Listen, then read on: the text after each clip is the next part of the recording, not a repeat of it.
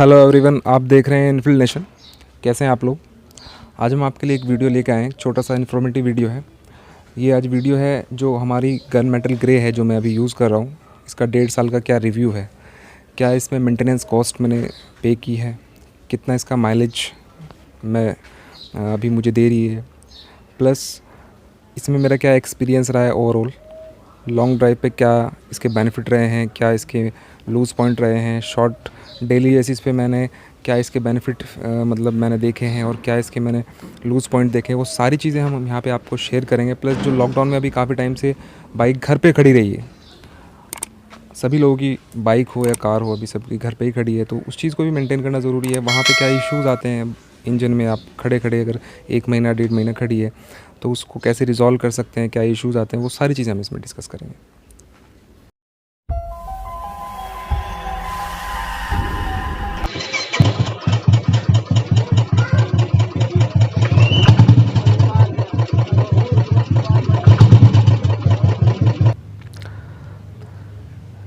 ये है मेरी गन मेटल ग्रे, जिसके बारे में मैं आपको बताऊंगा।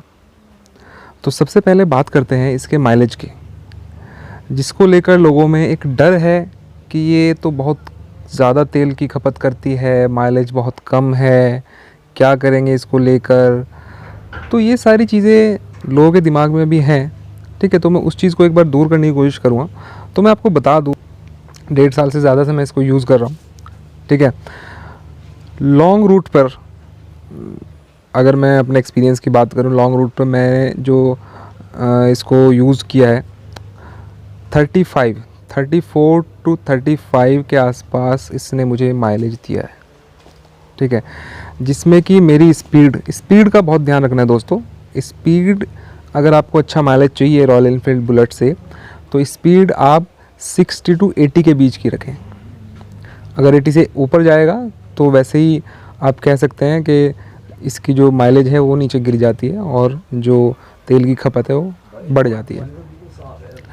लेकिन और अगर बात करूं गलियों की, लोकल में अगर आप जो यूज़ करते हैं लोकल में, इसके अंदर जो एवरेज है लोकल में, ये आपका 27-28 का एवरेज देती है। 27-28 किलोमीटर प्रति लीटर का ये माइलेज देती है। अब आ जाओ दूसरे पॉइंट, इसकी जो सर्विसेज आती हैं, 3 से 4 सर्विसेज इसकी कंपनी की तरफ से होती हैं, ठीक है, जिसको हम फ्री बोलते हैं। बाकी उसमें फ्री कुछ होता नहीं है, ठीक है, सर्विस चार्ज ही फ्री होता है। क्योंकि मेरा जो एक्सपीरियंस रहा है, मैंने इसकी जो भी सर्विसेज कराई हैं कंपनी से, उसमें 1000 से लेकर 1500 तक का मेरा खर्च आया है, ठीक है।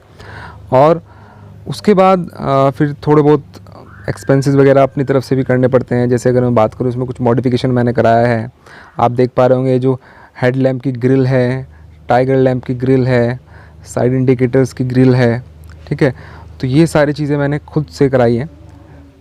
एक मैंने इसमें साइलेंसर, जो एग्जॉस्ट है, स्टॉक एग्जॉस्ट निकाल के इंदौरी एग्जॉस्ट लगाया है। जो पहले अगर मैं बात करूँ, जो ओरिजिनल बुलेट होती थी, जिस मॉडल से बुलेट फेमस है, उस मॉडल में यही एग्जॉस्ट आता था लगा हुआ। इसकी वीडियो मैंने डाली हुई भी है, डिस्क्रिप्शन में मैं दे दूँगा, आप चाहे तो चेक कर सकते हैं। घर पे ही मैंने चेंज कर लिया था बाहर से लाके। अच्छा, अब मैं बात करूँ इसका कि इसमें थोड़ा सा आपको कुछ चीज़ें ऐसी होती हैं आपको खुद भी मेंटेन करनी होती है, जो कि अब ऐसा नहीं है कि आप छोटे छोटे काम के लिए मैकेनिक के पास जाओगे, ठीक है, या सर्विस सेंटर पे लेके जाओगे। इसमें से एक काम होता है जैसे चेन लुब्रिकेंट, ठीक है। चेन लुब्रिकेंट आपको खुद से करना होता है। वो कैसे करना होता है वो मैं बता दूंगा। इसकी काफ़ी ज़रूरत पड़ती है, बिकॉज इसके अंदर आई डोंट नो कि क्या इसकी इंजीनियरिंग में क्या डिफेक्ट भी कह सकते हैं आप, या शायद से इसकी मैकेनिज़्म कुछ ऐसी है कि चेन ल्यूब की इसमें काफ़ी ज़रूरत पड़ती है, जो हमें रेगुलरली करते रहना पड़ता है। कैसे होता है अच्छे से वो मैं आपको बताऊँगा, उसकी अलग वीडियो मैं आपको बता दूँगा, ठीक है। उसके बाद इसमें एक चीज़ मैं आपको बताना चाहूँगा, जो क्लच वायर है। क्लच वायर में क्या होता है, जैसे मैं 1.5 साल से इसको यूज़ कर रहा था, ठीक है, तो अभी 1-2 महीने पहले मुझे थोड़ी सी इशू आया क्लच वायर में। क्लच वायर थोड़ा सा ना रफ़ हो गया था अंदर से, तो उसको मैंने किया था, उसके ऊपर भी मैं एक वीडियो मैंने बनाई हुई है, वो मैं आपको यहाँ पे दिखा दूँगा कुछ दिन में, ठीक है, कैसे उसको ल्यूब करना है। अगर नहीं ल्यूब करोगे तो फिर प्रॉब्लम हो सकती है, कहीं भी आप ऑन द वे हैं तो उसमें प्रॉब्लम हो सकती है। उससे बचने के लिए पहले ही आप ये चीज़ ल्यूब करके चलें, ठीक है। ठीक है। उसके बाद मैं आपको बताना चाहूँगा कि इसके मेन बेनिफिट क्या हैं, क्यों रॉयल इनफील्ड ही एक ऐसी बाइक है जो आप लंबे रूट पे और शॉर्ट रूट पे यानी कि डेली यूजेस में आप इजीली यूज़ कर सकते हो, ठीक है। तो इसमें एक तो सबसे अच्छा है, मेन बात यह है कि जैसे मैंने इसको लगभग 250 किलोमीटर के आसपास में इस पे राइड मेरी हर महीने होती है, 1 या 2 राइड 250 किलोमीटर की होती है, मतलब 250 किलोमीटर आना 250 किलोमीटर जाना। तो उसमें मुझे सबसे बेनिफिट ये लगा कि ना तो इसमें मेरे बैक पेन होता है, ठीक है, ना ही मैंने कभी शोल्डर पेन फील किया है, ठीक है। ये तो हो गई मेरी अपनी जो मुझे इसमें फ़ायदा लगा, जो मेरी बॉडी को कंफर्ट जोन मिलता है। प्लस अगर मैं बाइक की बात करूं, बाइक को मैं भरी जो गर्मी जिसको हम बोलते हैं समर जो मंथ होता है जैसे जून जुलाई, उसमें भी मैंने इसको 250 किलोमीटर चलाया है, तब भी इसमें कोई भी मुझे हीटिंग वाली इशू या फिर इंजन डाउन वाला इशू, कोई इस तरह का इशू मुझे नहीं देखने को मिला है। आप भी कह सकते हो कि भाई नई बाइक है इसलिए नहीं आया होगा, लेकिन ऐसा नहीं है। मेरे एक फ्रेंड है, वो रॉयल इनफील्ड यूज़ कर रहे हैं, लगभग उनको 6 से 7 साल हो गए, ठीक है। तो हम लोग का डिस्कशन होता रहता है, तो इस तरह का उन्होंने भी आज तक कोई भी इशू नहीं बताया है। और उनका भी डेली बेसिस पे मतलब राइड करने का जो उनका वर्क है वो अपने बिज़नेस पर्पज़ के लिए यूज़ करते हैं और डेली बेसिस पे वो इसको यूज़ करते हैं, चलाते हैं, तो उसमें भी कोई इशू नहीं आया, ठीक है। इसका जो फ़ायदा एक और है, मैं बता दूं, आप चाहे तो लॉन्ग रूट पे बता दें या फिर शॉर्ट रूट पे बता दें, बैलेंस बहुत अच्छा है। कैसा भी रोड हो, रफ़ टफ़ कैसा भी हो, एक्सप्रेस वे पे आप जा रहे हैं या फिर किसी जंगल की चक रोड पे आप जा रहे हैं, ठीक है, बैलेंस इतना अच्छा है बाइक का कि एक मैं ये कह रहा हूँ, अगर एक अच्छा राइडर भी नहीं बैठा ना, एक नए राइडर को भी आप बिठा दो जिसने अभी अभी बाइक सीखी है, एक बार वो स्टार्ट ले करके चल दिया तो फिर जो है बैलेंस बाइक खुद ब खुद मेंटेन करती है। ये चीज़ आप फील करेंगे, अगर आपने चलाई होगी तो आपको इस चीज़ के बारे में पता होगा। और इसी चीज़ के लिए बाइक जानी जाती है ये, क्योंकि आप देखते होंगे जो हमारी आर्मी है, आर्मी के अंदर जो बाइक यूज़ होती है वो रॉयल इनफील्ड ही होती है। आप देखिए 26 जनवरी की परेड में जितने भी स्टंट शोज़ होते हैं, बैलेंस शोज़ होते हैं आर्मी के, वो सब रॉयल इनफील्ड पे होते हैं। और यही एक रीज़न है ये इतनी पॉपुलर बाइक है इंडिया के अंदर। इंग्लैंड की बाइक है बट पॉपुलर इंडिया के अंदर है, ठीक है। अब थोड़ा सा इसमें कुछ इश्यूज़ वगैरह मैं आपको बताता हूँ। इसमें इश्यूज़ वगैरह भी थोड़े से आए हैं मेरे पास, मैं आपको बताता हूँ क्या क्या है। उसके लिए सबसे पहले जो इशू आया था, लॉकडाउन में काफ़ी टाइम तक बाइक खड़ी रही तो खड़ी होने के बाद क्या हुआ, इसको स्टार्ट वगैरह होती नहीं थी, तो इसमें बैटरी इशू आ गया। मतलब एक दिन ऐसा हुआ, सडनली मैं जब मॉर्निंग में स्टार्ट करने लगा तो मैंने सेल्फ के लिए जो प्रेस किया, सेल्फ स्टार्ट बटन, तो इग्निशन ऑन करने के बाद जैसे ही मैंने सेल्फ इसको दिया तो एक सेल्फ लिया, उसके बाद फिर बैटरी डिस्चार्ज। उसका एक रीज़न ये भी है क्योंकि ये BS4 मॉडल है और इसमें आपको पता ही है BS4 में कि जो हेड लैम्प्स हैं, जैसे ही मैं इग्निशन ऑन करूँगा वैसे ही हेड लैम्प्स ऑन हो जाएंगे, ठीक है। तो उसमें काफ़ी ज़्यादा बैटरी कंज्यूम करते हैं भाई, हेड लैम्प्स में बहुत ज़्यादा कंज्यूम होता है बैटरी, तो एक ये भी रीज़न रहेगा। तो बाकी काफ़ी टाइम से खड़ी हुई थी तो इसलिए इसका बैटरी डिस्चार्ज हो गया, ठीक है। दूसरा आपका जो इसमें सबसे मेन इशू आया मुझे, जो कि आना नहीं चाहिए था मुझे लगता है, क्योंकि इतनी अच्छी बाइक है और मतलब कह सकते हैं मजबूत एक तरह से बाइक है, पूरी स्टील की बाइक है, जो मतलब लगा के अलग इशू है जो आना नहीं चाहिए था, वो था व्हील का अलाइनमेंट। इसके दोनों ही व्हील, बैक व्हील और फ्रंट व्हील, फ्रंट व्हील भी देखिए मैं आपको दिखा देता हूँ। फ्रंट व्हील ऐसे आपको कैमरा में पता नहीं चलेगा, ठीक है, बट जब आप सर्विस सेंटर पे ले जाएंगे और जो सर्विस सेंटर वाले होते हैं वो लोग अगर चेक करते हैं ना तो वहाँ पे इजीली दिख जाता है। जब वो ऐसे मैनुअली जो व्हील को ऐसे टर्न करते हैं, घुमाते हैं, ठीक है, तो वहाँ पे दिख जाता है अलाइनमेंट उसको बोलते हैं, सॉरी अलाइनमेंट, ठीक है, जिसको हम देसी लैंग्वेज में लैग भी बोल देते हैं।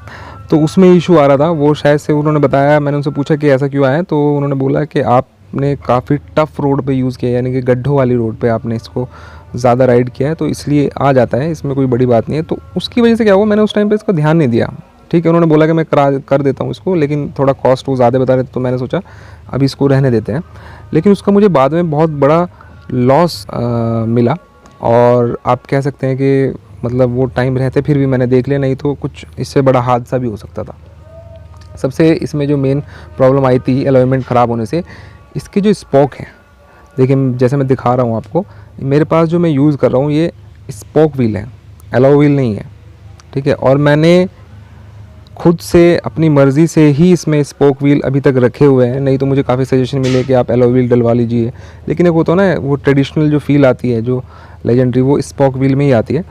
तो ये स्पोक व्हील के जो बैक व्हील है, रियर व्हील है, उसके 5 स्पोक इसके टूट गए थे, एक एक करके 5 स्पोक। सडनली मैंने एक दिन ऐसे ही मैं चेक कर रहा था, मैंने देखा तो 5 अलग अलग स्पोक टूटे हुए हैं। मैं मैकेनिक के पास गया तो उसने मुझे बताया कि स्पोक जो टूटने की वजह है वो आपका व्हील का अलाइनमेंट ख़राब है, इसलिए स्पोक टूटे। तो दोस्तों इस चीज़ का बहुत ध्यान रखना है आपको।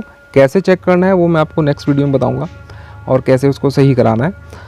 स्पोक की भी एक मेंटेनेंस की एक तरीका होता है, वो भी मैं आपको बता दूंगा, ठीक है। तो एक ये सबसे मुझे इसमें ड्रॉप बैक लगा। दूसरा, मैंने आपको इससे पहले भी जिक्र किया है, जो लैंप है इसका BS4 का जो हेड लैंप है, ठीक है, वो ऑन रहता है हमेशा, तो उसके लिए आपको इसमें स्विच की फैसिलिटी करानी चाहिए। अगर नहीं कराओगे तो कहीं भी आपको बैटरी प्रॉब्लम हो सकती है। प्लस इसके जो टाइगर लैंप है, टाइगर लैंप की क्वालिटी बहुत हल्की इन्होंने दी थी मेरी बाइक में, तो मुझे बहुत हल्की लगी, क्योंकि आने के 3 से 4 महीने के अंदर ही दोनों टाइगर लैंप फ्यूज़ हो गए थे, जो मुझे दूसरी आई थिंक या तीसरी सर्विस पे चेंज कराने पड़े थे, राइट। टाइगर लैंप जो होते हैं, इसको टाइगर लैंप बोला जाता है, जो लैंप के ऊपर 2 छोटे छोटे से, जैसे मैं दिखा रहा हूँ आपको, ये ठीक है, एक लेफ़्ट में है एक राइट में है, ये होता है। तो इनको चेंज कराना पड़ा था मुझे। प्लस इसमें एक चीज़ और है कि क्लच, हाँ एक मेन चीज़ है क्लच। अगर आपने ध्यान दिया हो, अगर आप ऑलरेडी ऑनर हैं रॉयल एनफील्ड के, चाहे वो क्लासिक हो या स्टैंडर्ड हो, ठीक है, या आपका थंडरबर्ड हो, अगर आप देखेंगे जैसे ही आप स्टार्ट करके लेके चलते हैं, जैसे ही आप सेल्फ देंगे बाइक को, तो एकदम से हल्का सा आगे को थोड़ा सा ना पुश करती है बाइक, एक हल्का सा झटका लगता है, ठीक है। और वो तब ज़्यादा लगता है जब आप कहीं पे बाइक खड़ी रहती है और जब लेके चलते हैं उसको, लगता है ना, बिल्कुल। तो वो इसलिए लगता है, उसका मैं आपको एक बहुत बड़ा रीज़न बता देता हूँ। जो हमारी ये बाइक है रॉयल एनफील्ड, आपको पता होगा जो पहले बाइक आती थी उसमें जो गियर्स आते थे वो दूसरी साइड में आते थे, वो जो आते थे वो राइट साइड में आते थे, अभी लेफ़्ट साइड में। पहले एक जो ये वाले जो गियर्स हैं वो उधर राइट साइड में, जहाँ किक है स्टार्ट करने की, वहाँ आते थे, ठीक है। और इसका जो इन्होंने मैकेनिज़्म चेंज किया है, तो उस चेंज करने के लिए इनको जो बुलेट की, जो रॉयल एनफील्ड की जो क्लच प्लेट है, क्लच प्लेट इन्होंने लगानी पड़ी इनको लेफ़्ट साइड में, जहाँ पे गियर है। तो अब होता क्या है, जैसे ही आप बाइक को साइड स्टैंड पे लगाते हैं, तो पूरा जो ऑयल होता है इंजन का वो एक साइड आ जाता है, क्योंकि इस साइड कोई जो साइड स्टैंड है वो भी लेफ़्ट में है, क्लच प्लेट है वो भी लेफ़्ट में है, तो पूरा ऑयल इस साइड आ जाता है। उससे होता क्या है कि क्लच चिपक जाता है, क्लच प्लेट चिपक जाती है, ठीक है। तो इस चीज़ का बहुत ध्यान रखें दोस्तों, जब भी आप बाइक खड़ी करें, 10 मिनट से ज़्यादा अगर आपको लगता है बाइक को खड़ी करनी है, तो आप उसको मेन स्टैंड पर ही लगाएं। साइड स्टैंड रॉयल एनफील्ड में सिर्फ और सिर्फ एमरजेंसी यूज़ के लिए दिया गया है। अगर आप पुरानी बाइक्स में देखोगे जो पहले रॉयल एनफील्ड आती थी, उनमें सिर्फ मेन स्टैंड ही आता था, साइड स्टैंड होता ही नहीं था कंपनी से। उसका रीज़न यही है, क्योंकि हैवी बाइक है, वेट बहुत ज़्यादा है, तो मेन स्टैंड पे ही इसको आप लगाएं। अगर आप इसको साइड स्टैंड पे लगाएंगे तो आपको जल्दी ही इसकी क्लच प्लेट्स चेंज करानी पड़ेंगी, और यूज़ करते हुए भी बहुत ज़्यादा प्रॉब्लम फेस करनी पड़ेगी। क्लच आपका सही से काम नहीं करेगा, क्लच आप प्रेस करके रखोगे तब भी बाइक आगे की तरफ पुश होगी, आगे की तरफ जोर लगाएगी, ठीक है। एक इशू और आता है, उसके लिए मैं आपको नेक्स्ट वीडियो में डिटेल में समझाऊंगा। कई बार ऐसा होता है हम लोग ना बहुत टाइम तक बाइक खड़ी रहती है, एक महीना 1.5 महीना, उसके बाद क्या हुआ, जैसे ही मैं स्टार्ट करके चलूँगा बाइक, ठीक है, तो बाइक स्टार्ट हो जाएगी, बहुत ईजीली स्टार्ट हो जाएगी, बट जैसे ही मैं क्लच रिलीज़ करूँगा तो बाइक सडनली बंद हो जाएगी।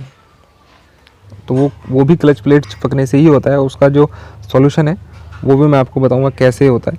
ये क्लच आप जैसे मैं बता रहा हूँ आपको, ये यहाँ से नहीं चिपकता है, ये क्लच प्लेट चिपकती है। यहाँ पे देखिए नीचे मैं आपको दिखाऊंगा, यहाँ पे जो क्लच प्लेट्स होती हैं इसके अंदर वो चिपक जाती है। उसका मैकेनिज़्म मैं आपको समझाऊंगा नेक्स्ट वीडियो में, राइट। तो अभी तो इतना ही था, बाकी मैंने तो जितना हो सकता है एक जेन्युइन रिव्यू मैंने आपको देने की कोशिश की है। एक चीज़ और मैं आपको भूल गया बताना कि जो इसमें होता है, जो फ्रंट सस्पेंशन है, इसके शोकर्स हैं, इसमें काफ़ी प्रॉब्लम आता है। मुझे नहीं पता क्यों आता है, बिकॉज़ ये स्टार्टिंग से ही आता है। जो फ्रंट सस्पेंशन है उसके अंदर जो वाल होती है, जो ऑयल की सील होती है, वो बहुत जल्दी कट जाती है। इसकी भी कटी हुई है, मैं एक बार आपको दिखाना चाहूँगा। शायद से पीछे अभी भी ऑयल लगा होगा, बट मैं इसकी ना सफाई करता रहता हूँ, शायद से ना हो, बट मैं आपको दिखाना चाहूँगा। देखिए यहाँ पे आपको दिख रहा है कुछ हल्का सा ऑयल, ये इसमें लीक होता रहता है। ये होता क्यों है? क्योंकि इसके अंदर एक सील होती है, वो कट जाती है और वो हमको चेंज करानी होती है टाइम टू टाइम। ध्यान रखना होता है कि वो सील ना कटे। और इसका भी एक रीज़न यही है कि हम ज़्यादा इसको रफ़ एंड टफ़ रोड पे यूज़ कर रहे हैं, यानी कि गड्ढों वाले रोड पे हम चला रहे हैं, ठीक है। तो अगर आप इसको नहीं कराएंगे तो फिर बाद में आपको ज़्यादा खर्चा हो सकता है, इसको ज़्यादा पैसा पे करना पड़ सकता है शोकर्स को दोबारा से मेंटेनेंस कराने के लिए, मेंटेन करने के लिए, क्योंकि फिर इसकी जो रॉड होती है ना अंदर की, उसके टूटने का बहुत ख़तरा रहता है, राइट।